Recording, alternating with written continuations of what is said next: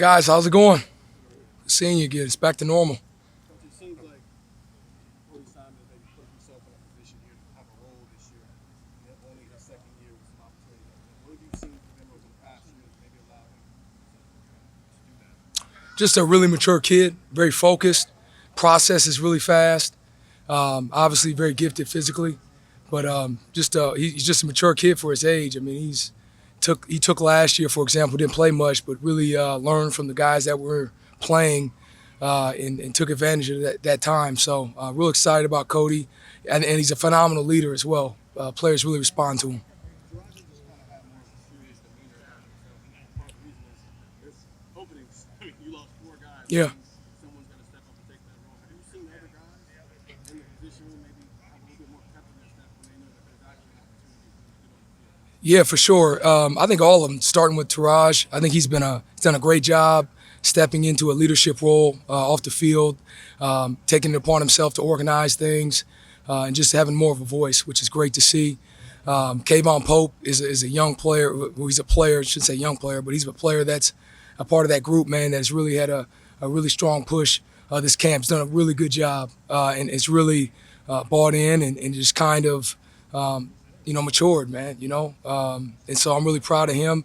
I mean, Tommy Eichenberg, unbelievable, just tough kid, accountable kid, just a person that is just showing up. So, I mean, there's a whole Dallas Gant. It's another one, obviously. Dallas has been here, and he's done a really good job and just having a great presence for us. And I don't want to forget anybody, but there's been a good number of those guys stepping up.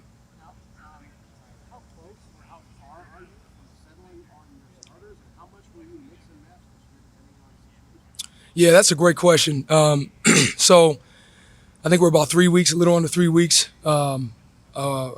away. So, yeah, we have a good idea. We got a good idea, but again, we're still in the dog days of camp.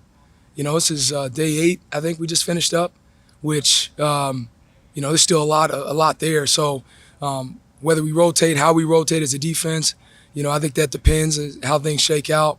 But there's still a good bit of time left. Cody and Roger said that really there's no set position. Everybody's playing everywhere. Can you kind of describe what that process is like? Is that true that there's no mics and those just kind of moving around and figuring that out there? Yeah, so that was by design. So a big part of that was, so you take the offseason, for example, just giving everybody a big picture view of the defense, what we're doing. And so challenging them mentally, giving them a chance to, try one at Mike, one at Will. And with that being said, as we get closer to game time, those things, those changes kind of reduce, because I think you got to get your cleats in the ground. And some guys will have to. That's just how it is. Some guys have to know both, But for the most part, as we get closer to game time, we're going to have a Mike and we're going to have a Will. Roger's been waiting for this for a long time. What tells you that he's ready for it now? Well, he's just shown me. I mean, he's matured, his preparation, his consistent effort. But obviously he's got to perform, and he's been doing that. He's been really working at it. So, I mean, I don't think there's one thing that a person can show is consistency, and his approach has been that. Obviously, he's eager to go out and do what he loves to do, and that's play football. And the best thing about football is, when you get on the field, the play speaks. Your play speaks for itself. So, and he's done that, and I'm really proud of what he's done so far at this camp. Talking about more of a greater understanding of what the offense is going to do to him. Yeah. How is he bringing that out? How are you trying to find that for him so he's not just reacting on the field? What's the process like? Yeah, so, I mean, it's just time. You think about when you're a freshman, you're just trying to figure out, what the heck is going on, right? The more time you spend anywhere, you learn more. And obviously with him, a lot of film study. We've had countless hours. The past 2 years, just to all 3 of those guys, majority of our work was, in the film room.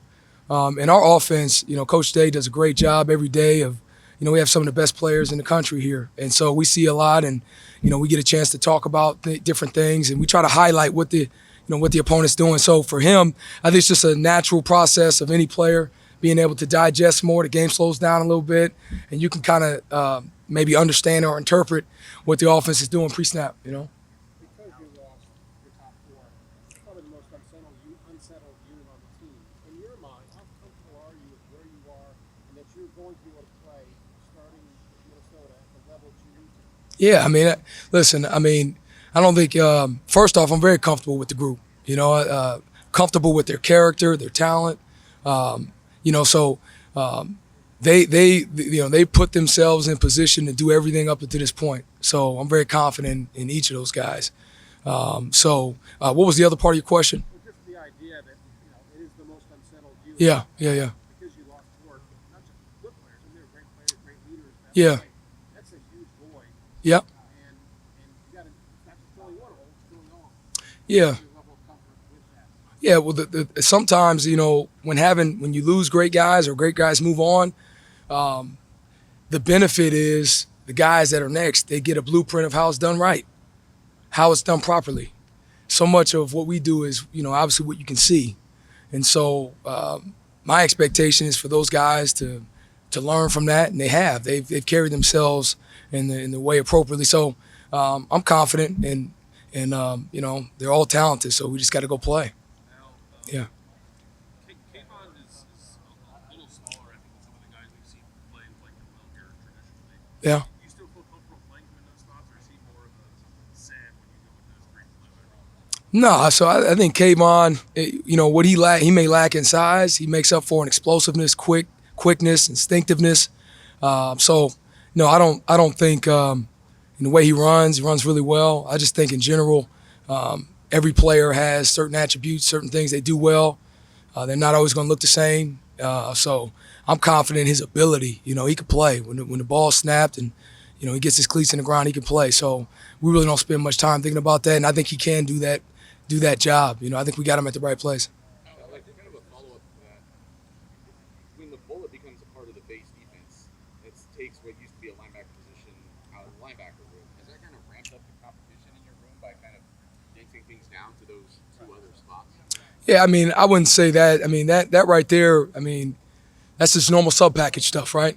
I mean, it's based on the personnel we play, it'll be 3 linebackers. Or we can go in there now and say, hey, let's make a 4 linebackers, just based on what you see, based on what offenses are doing. So I don't think that, obviously competition is competition, but I don't think that's really, I wouldn't say that it's ramped it up to answer your question. Alec, you guys get some good news on Paulier. How does he fit into this? Man, I tell you, Paulier is just a great person and a really hard-working kid. He is a really hard-working kid. It's really the group has really embraced him, and hopefully it works out. But I just love the fact that he's around. He gives off great energy, and he's definitely a good fit. What's the juggling act for you? If you may want to put him in that top couple groups, but you don't know if you're going to get him cleared yet. I'm sure that's. Yeah, like it's day 8. I think when we get closer to the game. I could probably answer that better. Right now, our singular focus, is to, when we press play, when we watch tape, is to improve, because we can't worry about it. Every day these guys we got to roll. Every day we got to get better. We got to be, we have to be efficient in our time. So I haven't really thought that much. I mean, think about it obviously, but our focus right now is get everybody ready, and we get closer to the game. We'll handle that appropriate time. Before spring, Dallas probably penciled in maybe as your middle linebacker against Foot. Yeah. Has he caught up? How comfortable, or where is he right now? Yeah, I mean, I have a high level of trust in Dallas, as a person that can, numbers called, go out there and play. So he hasn't really. I mean, he's been engaged. He's been with us step by step, even throughout the spring. He's still a leader. Front and center every meeting. Still vocal. So, he's been here. He's been here enough years physically. I mean, so I don't think he's far behind. He's obviously, you love to see him practice and you love to see him have a spring. But, I think for him, it's the mental part is more important. It's just stage of his career. Is he full go, no limitations at this point? I don't want to answer that, but I mean, we, at the end of the day, with all our players, it's just how you have to be smart, you have to be wise. You have to be wise about how you use them. But I'd rather not answer specifics of, and you can understand that. Yeah. What does it say about your room that you got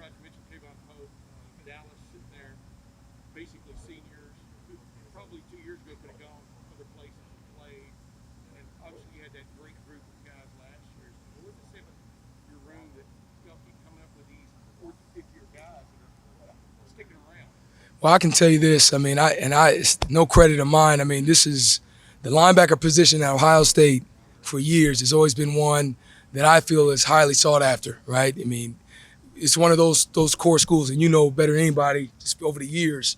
So I think when players do decide to commit to Ohio State, you know, they hang on to that vision. I think Taraj Dallas came on, that love and passion for Ohio State, the honor it is to be a linebacker. I think that plays a big part of it. I think we have great culture. You know, I really do. I think our kids starts with work ethic. You know, it really starts with love, right? And this is Coach Day, tough love. But I think our guys really enjoy each other. On the same breath, they're competitive. There's a toughness, right? If you slip and we're going into drill, I'm taking you out. Like that's the competitive. It's like a brother, and that brotherhood is a big part of why I think those guys feel so ingrained in the program. And Coach Maradi, I just want to properly distribute the credit because this is Ohio State, the culture of Ohio State. You know, it's just one of those places. With those guys, do you also sense a little bit of a, I don't know, for want of another term, a desperation that this is it? I mean, this is when they got to do it.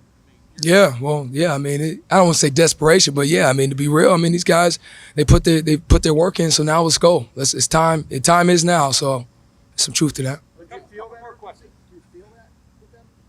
Yeah, I mean, I mean, you feel it every day. I mean, every day matters. Every drill matters. When we come back in this meeting, that meeting matters. You know, are you on time? Are you taking notes? I mean, there's competition in everything. You know, and so yeah, I feel it, and that's what we need. Need competition. You know, and more guys do that, the more their best shows, and we need their best. And When you see guys like Dallas and the other seniors who've stayed here, who've played behind great linebackers, and Dallas says he learned so much from Tough last year, but they stayed here, they didn't transfer, they didn't go someplace else for PT. What does that say about their character? I think it says everything about their character. I mean, they understand that, you know, delayed gratification. Not everything's instant, right? So I think a lot of times we get anxious, we panic if it doesn't show up right now. Sometimes you all know you got to put the work in. Sometimes things don't just click. You have to hang in there, but you know, through that process you become more. So I think that says a whole heck of a lot, you know, about their character. I think that's the essence of why they'll be successful beyond football. One last question, guys. Have you seen their leadership in that maturity? I have, yeah. You know, I'm really challenging these guys to be more vocal, you know, and also by what they do. So for sure, absolutely, I've seen it. But you've had a captain in your room every year you've been here so far.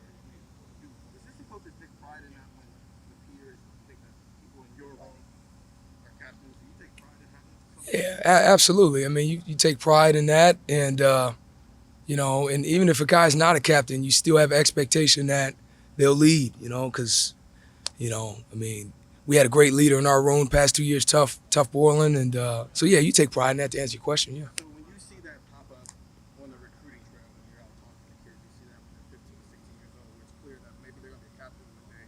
How do you tap into that? Yeah, listen, if you could have all 11 guys captains, man, sign them up. That's one thing that it's a part of our evaluation process. You know, is he a leader? Is he a captain? Doesn't matter all the time, right? But you always, I mean, it doesn't hurt. It's always good to know, you know, that a player is a leader, because you need to be a leader. You know, you have to be able to, you know, any competitive endeavor where there's a team dynamic, you need people to push through adversity, challenges, to help navigate. And so, yeah, you know, I think that's important, real important. Done. Austin and then Jacob. Go ahead, there, Bill. You got to wrap this up, though.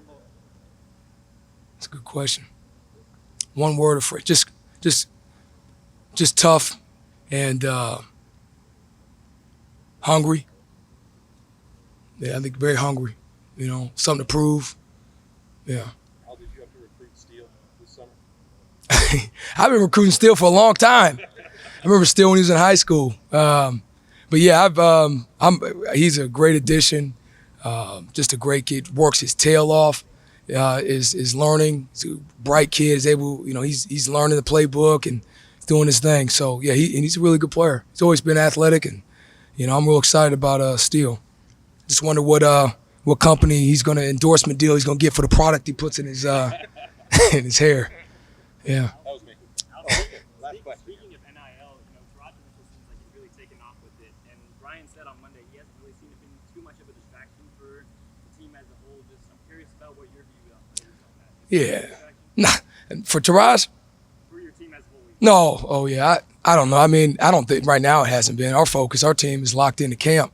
You know, these guys are getting ready to watch this tape, and that sounds cliche, but that's literally, I mean, that's how I feel about it, I should say. So I have not, in my group and, you know, the guys I'm responsible for around the most, hasn't been a distraction yet. I think our focus is pretty much singular on getting better and obviously getting prepared for Minnesota. Yeah, thanks guys.